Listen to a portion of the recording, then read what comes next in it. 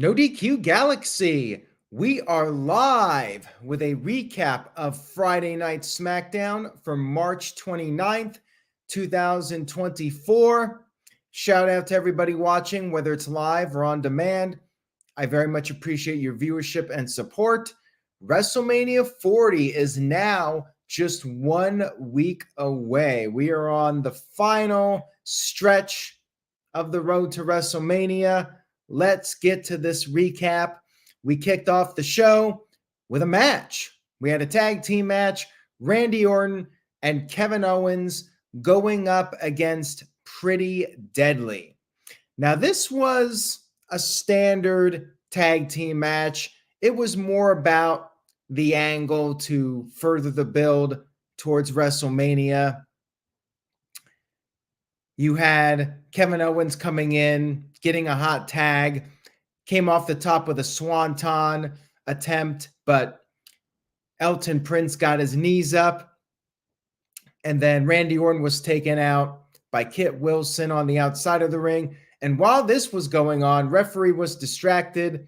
Logan Paul, the United States champion, came into the ring and knocked out Kevin Owens with the brass knuckles.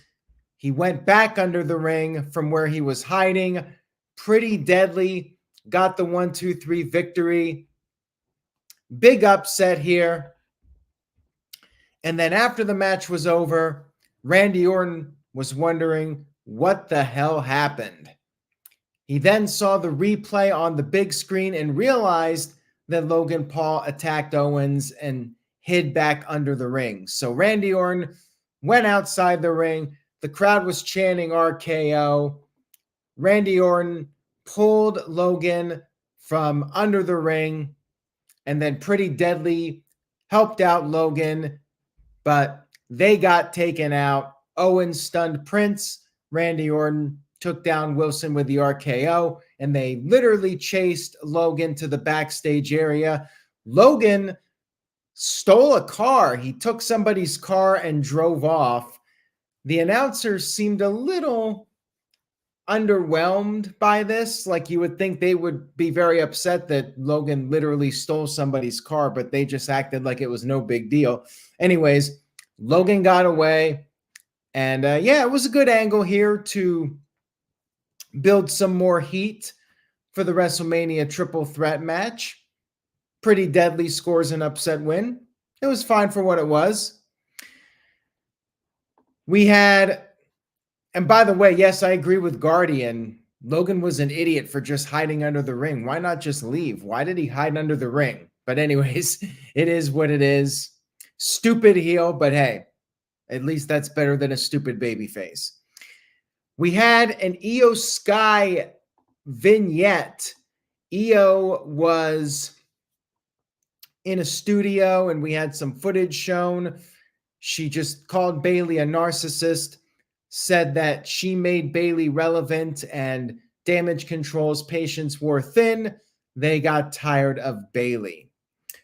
She said she did what needed to be done. She was talking in Japanese. They had the subtitles. But then as she wrapped it up, Bayley attacked her in the studio and tackled her through the screen that was set up for the interview. And then we had the production people trying to break them up. There was a huge brawl here. It was a fine segment. It was effective in continuing to build up some momentum for that match heading into WrestleMania. We had Nick Aldis in the ring. He just recently had surgery, but he was right back here on SmackDown. He brought out Jade Cargill to the ring. Jade had a really cool entrance. Definitely had some AEW vibes with the music, you know, the guitar solo. And she came into the ring. She signed the contract. She cut a brief promo just saying it's about damn time. She said that SmackDown has a great roster, but nobody is a once-in-a-lifetime performer like her. And she finished by saying the storm has arrived. Of course, her character feels very much like Storm from X-Men. Some of you might be shocked that I even know who that character is because I'm not admittedly a big comic book guy, but I remember playing Spider-Man and X-Men back on Genesis, I think, or Super Nintendo, maybe both. I think it actually was on both consoles, and that game gave me some headaches back in the day. Anyways, enough of that. It was a short but sweet segment here with Jade. Definitely like the flexing and the silhouette when she comes out there. You know, it's very distinguishable. So yeah, thumbs up so far for Jade Cargill, and there's more with Jade, so stay tuned.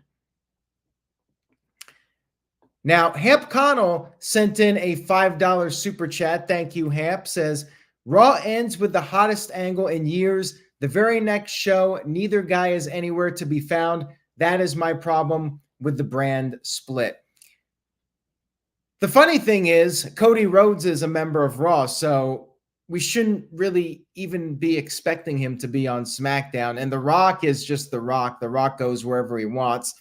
No Roman Reigns on this show, and that is a fairer argument. Where is Roman Reigns as we're right on the verge of WrestleMania? He's going to be on Raw, but then again, he's the undisputed champion, so he holds both titles. He's technically part of SmackDown, but he's going to be on Raw Monday. Rock will be on Raw. Cody will be on Raw. This show did lack a little bit of star power, I will say that. But thank you, Hap, again. There's a thumbs up for the super chat. I appreciate it. We had a little cameo from Isle of Fire and Alba Dawn, or is it Alba Dawn and Isle of Fire? I'm not even sure what their names are at this point, but they're still around. They briefly appeared with Nick Aldis, and then AJ Styles met with Nick Aldis and wanted to confirm that LA Knight was not there as he requested.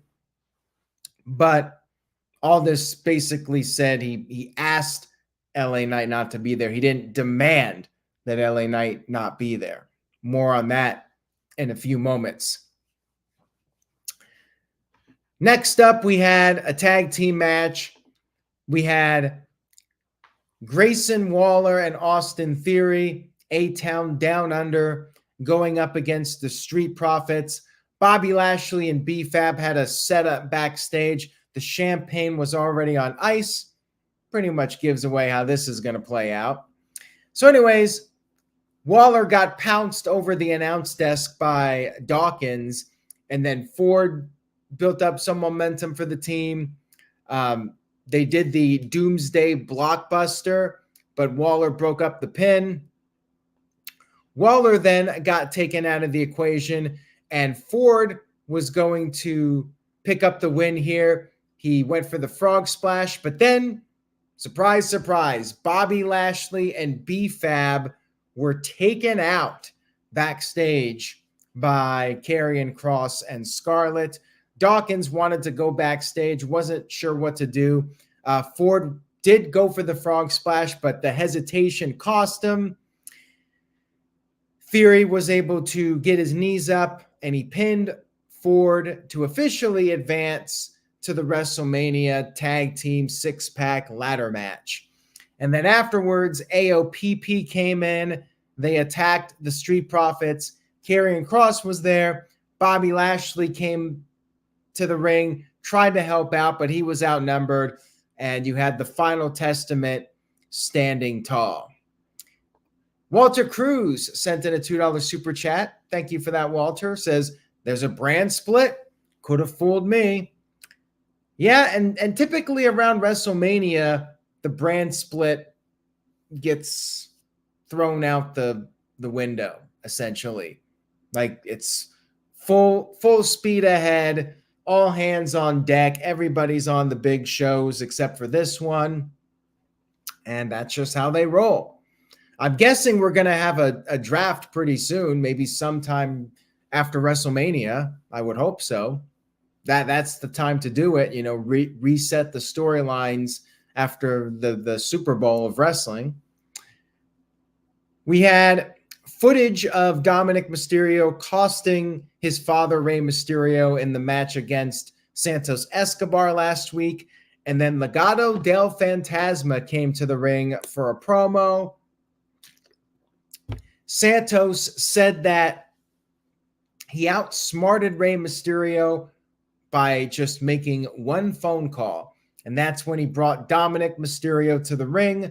Dominic was talking. He was getting heavily booed as usual.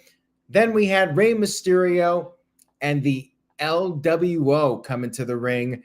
I thought they were going to do an 8-man tag team match for WrestleMania. Faction versus faction. But I guess because you already have Lashley's group versus AOPP or the Final Testament, that's one faction versus faction match. You don't need two. So I guess that's not going to happen here because Rey proposed a regular tag team match for WrestleMania. Now it's funny, Rey was going to pick a partner and the crowd was chanting Carlito, but it wasn't Carlito. Instead, it's the newest member of the LWO, Dragon Lee.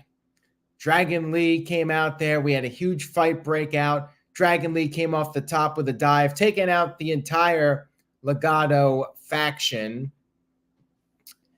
I will say this. I think from a match quality perspective, this is the best choice. Better than an 8-man. You know, the 8-man gets more people on the card, but then, you know, it waters down the star power of the match a little bit. This is a big opportunity for Dragon Lee. The match quality will be better with just these 4 guys in there. Of course, no Carlito. The crowd was sympathetic towards Carlito. They wanted him in the match. Now, it was interesting to note that they made sure to get a good shot of Carlito's face as this was all playing out. So I wonder if this is going to plant the seeds for a heel turn from Carlito. That I could see as a possibility. And yeah, Carlito would have been the fan favorite for this one, but I think Dragon Lee will make it a better match. And doing just the 4 guys, it's technically the right call. And we'll see what they do with Carlito. Shout out to Hamp, who sent in a $5 super chat. Thank you again, Hamp. I appreciate it. This is a very historic day in WrestleMania history. March 29th, WrestleMania 3. Of course, Hulk Hogan and Andre the Giant versus Randy Savage and Ricky Steamboat. Speaking of Andre, the Dre is officially coming back. The Andre the Giant Memorial Battle Royal next Friday on SmackDown. Yay, I don't care. We also had the beginning of the Austin era, WrestleMania 14, and then the show I was at, WrestleMania 31, when Seth Rollins cashed in Money in the Bank at the end of the show. That was a very entertaining WrestleMania. Thank you again, Hamp. March 29th, like I said, significant WrestleMania day. 3 of the biggest WrestleManias of all time took place on March 29th. So there you go. Now, backstage, Judgment Day, they were not too happy about Dominic going out there. Apparently, there was a miscommunication, and Dom never told Rhea Ripley what he was planning to do. Dominic did apologize, so looks like we're planting the seeds for maybe some kind of a split within Judgment Day at WrestleMania or post-WrestleMania. I agree, Guardian. I like that dumpster match with Terry Funk and Cactus Jack against the New Age Outlaws. I would say that's an underrated match for sure. We had Angel Garza and Humberto. They were still in the ring. They went up against the New Catch Republic. Another fairly basic tag match. New Catch Republic got in most of the offense. Tyler Bate doing some of his flashy moves. And then for a bit, Angel and Humberto got the upper hand. They gave Bate a double press slam from the middle rope, so like an avalanche double press slam. But then Pete Dunne broke up the pin. Dunne tagged in, and Bate and Dunne hit the double burning hammer and got the win. It was a basic match, entertaining, short but sweet. Bate and Dunne get the final spot at WrestleMania, which, I mean, they would be my pick over Angel and Humberto, with all due respect to them. I'd rather see Bate and Dunne get that spot. So there you go. We're all set now. We have all the participants in that WrestleMania ladder match. We had some footage shown of The Rock attacking Cody Rhodes on Raw, and also a little bit of the post-show antics where The Rock, he posted his video on Instagram, and they showed where Rock was using the weightlifting belt on Cody. Interestingly enough, this was on Fox. They not only did not make the blood footage black and white, but they showed it in full-blown Technicolor. I wasn't even sure if they were going to show the blood footage, period. But they did, and they kept it in color. I'm surprised. We had Paul Heyman backstage, and he said that The Rock's attack on Cody was direct orders from the tribal chief, Roman Reigns. Interesting. We'll see where this goes. We all know we're going to get Rock versus Roman eventually, so I think this is just starting to plant the seeds for that the Rock was told to do this by Roman Reigns. We'll see. And then Jimmy Uso revealed that next week, more orders from the tribal chief. Jey Uso on SmackDown. Again, a Raw guy going to SmackDown. Jey Uso will have to face his other brother, Solo Sikoa. Poor Solo went from beating John Cena to being the guy to put over Jey heading into WrestleMania, unless he pulls off an upset win, which I guess is always a possibility. Now, shout out to the reliable one, Walter Cruz. Much love to Walter. He says, today is my little guy's birthday too. He turned 8, and my oldest is May 23rd. I swear I didn't do it on purpose, but many WrestleManias, and then Owen's death is 5/23. I'm intertwined with wrestling forever. There you go, Walter. It's funny how life works. Happy birthday to your little guy. And yeah, March 29th is a very significant day in more ways than one. Much love to you, Walter. Thank you for the super chat. And yes, Solo stock is definitely going down, unfortunately. I mean, he beat John Cena, and they were doing so good with him. Like, they were protecting him in the booking, not having him take pins, and now he's something like 0-34 when you include house show matches. He has not won a match since he beat Cena at Crown Jewel. I mean, that's crazy to me. Backstage, we had Naomi telling Bianca Belair that she had her back. The main event was Bianca versus Dakota.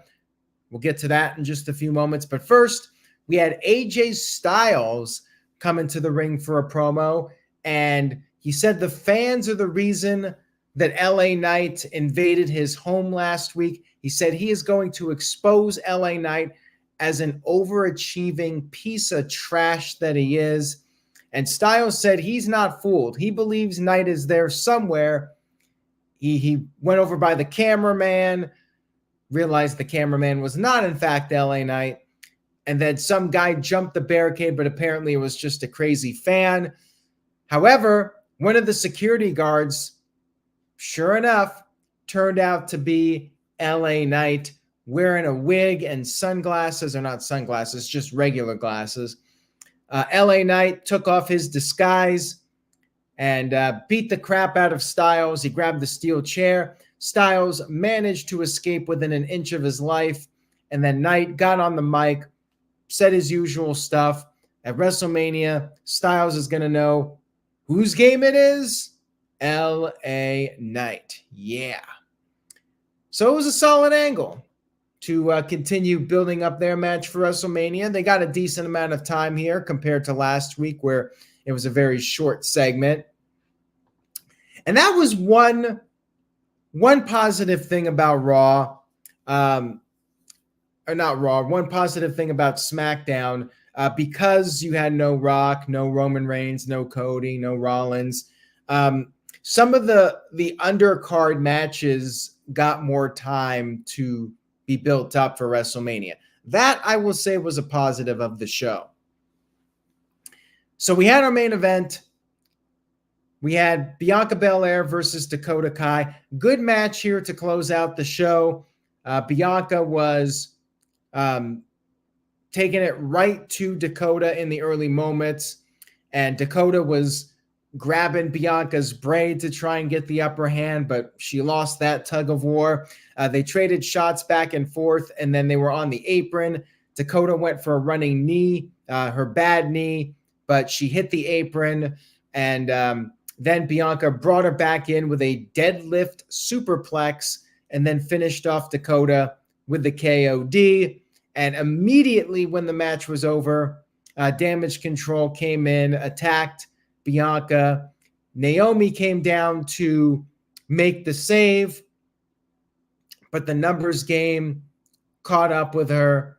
And then we had the appearance of Jade Cargill once again coming out there to make the save.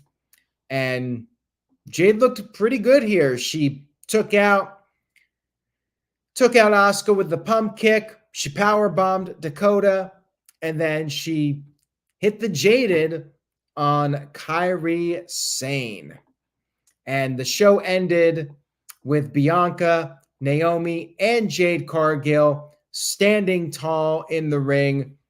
Definitely looks like a 6-woman match. They did not confirm it, but they had the WrestleMania sign right there. Sure looks to me like they're doing a 6-woman match, and I suspect they will confirm that very soon. So yeah, that was SmackDown. We got one new match confirmed. The tag match is now finalized, and we seemingly have another women's match confirmed for the show. So it was solid. It wasn't the explosive Monday Night Raw, but it was effective in building up WrestleMania. I would probably go a B-. Like, it wasn't a must-watch SmackDown, but they did do a solid job of building up some of the undercard matches for WrestleMania. B- is my letter grade. Now, this weekend, I will be doing the first of 13 straight nights of live streaming. Sunday night is the No DQ review. And we got not only Raw, Dynamite, and SmackDown. SmackDown also includes the Hall of Fame. We got predictions. Tuesday night, WrestleMania Night 1 predictions, or just half of the card if we don't know what the Night 1 matches are. And then Thursday night will be part 2 of WrestleMania predictions at 8 p.m. Eastern. That's the plan for now. And then, of course, Stand and Deliver. 2 streams on Saturday because we got Stand and Deliver and WrestleMania Night 1. Sunday, Night 2 of WrestleMania. And then we got more for the week after. And I will be doing No DQ&A video the Thursday after WrestleMania at 8 p.m. Eastern. It is a loaded 2 weeks of live streaming. And if you guys want to help out, just spread the word. Tweet a link to the No DQ YouTube channel. NoDQ.com/YouTube. That's it. NoDQ.com/YouTube. Share it on Facebook. Share it on Twitter/X or Threads or Instagram. Just spread the word. Text your friend. Call your friend. Send a smoke signal to your friend. Anything you can do to help promote the channel would be very much appreciated. Your help is very important, and it goes a long way. So thank you guys for that. Thank you for your continued viewership, and stay tuned. Sunday night, we kick it off with the No DQ review. I'm looking forward to that. Stay tuned to NoDQ.com for the latest regarding WrestleMania, and say yes to No DQ. Buy a shirt, NoDQ.com/merch, and I will see you all next time.